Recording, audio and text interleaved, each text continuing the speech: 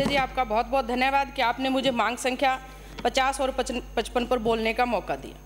आज सुबह से सदन में हम किसान की बात सुन रहे हैं, किसान की चर्चा सुन रहे हैं, कांग्रेस ने क्या किया और कांग्रेस ने क्या नहीं किया।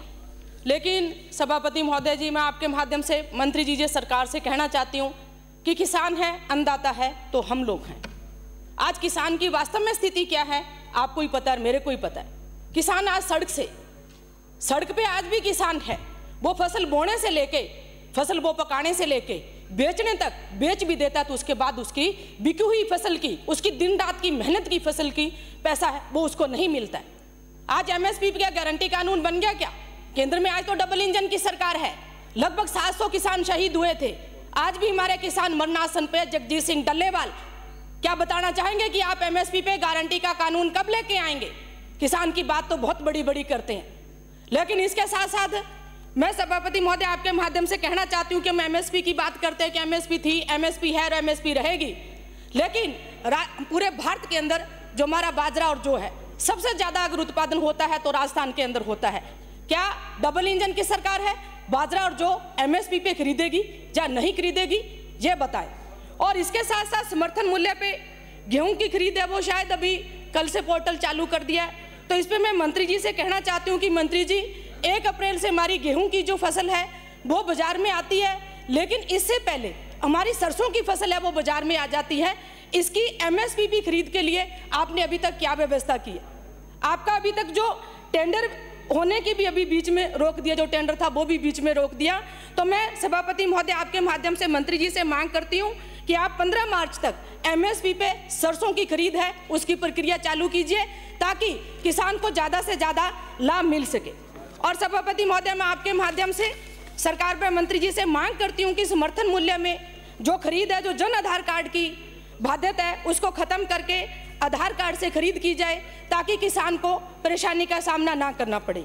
और इसके साथ साथ सर, पिछली बार जो मूंग की खरीद थी समर्थन मूल्य पे खरीद की गई थी, पोर्टल लेट चालू हुआ हमारा, जिसके कारण से हजारों क्विंटल किसान है वो खुले बाजार में अपनी मूंग की जो फसल थी बेच चुका था, और प्रति क्विंटल 15 से 2000 आर्थिक नुकसान एक किसान को हुआ था। तो मेरा मंत्री जी से मांग है कि मंत्री जी, समय रहते हुए आप जो पोर्टल चालू कीजिए, ताकि किसान को आर्थिक नुकसान न उठाना पड़े। और एक मैं मंत्री जी आपसे कहना चाहती हूँ कि मेरी नूपगढ़ और गड़साना तहसील में सहकार मित्र खरीद के अंदर 2017-18 से खरीद के अंदर स्वीकृत हैं, जो पिछले कई वर्षों से खरीद का कार्य कर रहे हैं। लेकिन आगामी समर्थन मूल्य के लिए जो हमारा 24 APD, 9A, 3 JM, डब्बर, 17 MD खरीद केंद्रों को बंद किया जा रहा है। तो सभापति महोदय जी, मैं मंत्री जी से मांग करती हूँ कि सर, पिछले कई वर्षों से जो हमारे सहकार मित्र खरीद केंद्र जो चल रहे हैं, इनको आप बंद मत कीजिए। अगर आप बंद करते हैं तो इससे वहाँ के किसानों को बहुत भारी नुकसान होगा, बहुत बड़ा वहाँ उनको परेशानी का सामना करना पड़ेगा। इनको आप मंत्री जी चालू रखिए। और इसके साथ सर जो किसानों की पूरी लिमिट है उसका जो ऋण, सभापति महोदय, राज्य सरकार जो ग्राम सहकारी समितियों के मार्फत किसानों को फसली ऋण बिना ब्याज के उपलब्ध करवाती है। लेकिन पिछली जो कांग्रेस की हमारी सरकार थी, माननीय मुख्यमंत्री गहलोत जी ने जो सोसाइटियों के किसानों का संपूर्ण कर्जा माफ किया था, लेकिन उसके बाद किसानों की जमीन के अनुसार जो जितनी उसकी लिमिट बनती है उतना किसान को ऋण दिया जाए, क्योंकि पुराने खाते हैं उन किसानों को लिमिट का 33% ऋण दिया गया।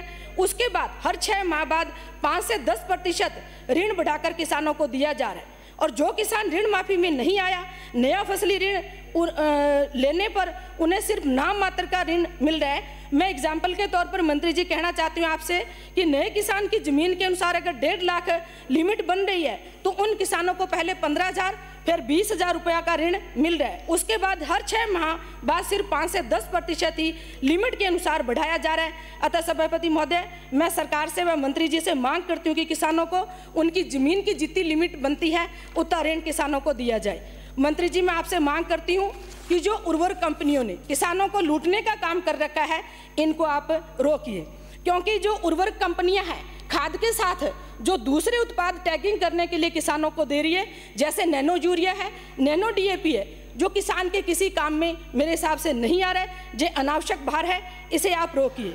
और मंत्री जी, जब आप जवाब दें तो एक जरूर बताएं कि जो डाटा सार्वजनिक करें कि क्या राजस्थान में नैनो यूरिया और नैनो DAP पर अनुसंधान किया गया है? अगर है तो इस पर अनुसंधान हुआ है तो क्या उसका रिजल्ट सार्वजनिक किया जाए, भी उसका रिजल्ट क्या रहा है, और बिना टैगिंग के किसानों को जो खाद है सर आप उपलब्ध करवाएं, और सभी सहकारी समितियों में कस्टम हायर केंद्र खोले जाएं, जिससे समितियों की आय बढ़ेगी, हमारी समितियां मजबूत होगी। और मंत्री जी, मैं आपसे मांग करती हूं कि प्रत्येक ग्राम स्तर पर सहकारी समिति खोली जाए ताकि किसान और आमजन को सही दाम पर सामान मिल सके, व सहकारिता को बढ़ावा मिल सके। और इसके साथ साथ मैं मंत्री जी आपसे मांग करती हूं कि जो राजस्थान में हमारे प्राथमिक सहकारी भूमि विकास बैंक है, इनकी स्थिति खराब है। तो भूमि विकास बैंकों के द्वारा लगातार लगभग 300 करोड़ रुपए के पैकेज की मांग की जा रही है, जिसे दीर्घकालीन शाख संरचना को मजबूती प्रदान करने के लिए 36 भूमि विकास बैंकों के माध्यम से किसानों की सेवा की जाएगी, किसानों को फायदा मिलेगा, किसान हमारा समृद्ध होगा। सभापति महोदय जी, मैं आपके माध्यम से मंत्री जी से कहना चाहती हूँ कि भूमि विकास बैंक के द्वारा पिछले 1.25 साल से लगातार ऋण एक मुश्त समझौता योजना की मांग की जा रही है, जिसमें किसानों को ब्याज पेनल्टी के रूप में माफ की जाने वाली राशि में राज्य सरकार का भी योगदान हो, परंतु प्रदेश में सरकार के गठन के बाद से भूमि विकास बैंक की इस मांग पर कोई ध्यान नहीं दिया जा रहा है। एक और तो सरकार ऋण वितरण के लिए किसी प्रकार की कोई सहायता उपलब्ध नहीं करवा रही है, और दूसरी ओर ऋण एक मुश्त समझौता योजना के लिए अंशदान देने के लिए भी तैयार नहीं है। अतः सभापति महोदय, मैं आपके माध्यम से मंत्री जी से मांग करती हूं कि ऋण एक मुश्त समझौता योजना को सरकार अंशदान के साथ लागू किया जाए, ताकि इससे होने वाली अवधि पर ऋण की वसूली की राशि प्राप्त हो सके और दूसरे किसानों को लोन दिया जा सके। और इसके साथ साथ मंत्री जी, मैं आपसे कहना चाहती हूं कि वित्तीय वर्ष 2025-26 के बजट में प्रदेश में 2500 नई ग्राम सहकारी समितियां खोलने की घोषणा की गई, लेकिन वर्तमान में संचालित लगभग 4000 से अधिक सहकारी समितियों में मुख्य कार्यकारी पद रिक्त पड़े हैं, जिससे ये सहकारी समितियां प्रभावी ढंग से अपना कार्य नहीं कर रही है। कहीं तो एक एक व्यवस्थापक के पास 5 से 6 समितियों का अतिरिक्त चार्ज है। तो मैं सरकार से मांग करती हूं कि ग्राम सेवा सहकारी समितियों में व्यवस्थापकों के रिक्त पद है वो तुरंत भर्ती की जाए, और व्यवस्थापकीय सेवा नियम 2022 के अनुरूप एवं केंद्रीय सहकारी बैंकों में बैंकिंग सहायता की भर्ती से व्यवस्थापक कोटे के 20% पदों को भरने के लिए भर्ती की विज्ञप्ति अविलंब प्रकाशित की जाए, जिससे कि हमारी सरकारी समितियां सुचारू रूप से काम कर सके। इसके साथ साथ मैं खाद्य मंत्री जी से मांग करती हूँ कि सर, जो राशन डिपो के संचालक है, इनको 45 रुपया राज्य सरकार पर 45 रुपया केंद्र सरकार के द्वारा दिया है, और इसके साथ साथ 26 रुपया सरकार के द्वारा अतिरिक्त कमीशन दिया जाता है, दो टोटल 116 रुपये प्रति क्विंटल बनता है। तो मेरा है कि आप इसको न्यूनतम 250 रुपये किया जाए, ताकि ये लोग अपने बच्चों का पालन पोषण अच्छी तरह से कर सकें। और इसके साथ साथ सर, जो डोर स्टेप डिलीवरी आपने की है कि जिस परिवार में 60 से ऊपर के सदस्य हैं, जहाँ 18 वर्ष से कम सदस्य हैं, धरातल पे ये योजना सर कितनी कारगर है?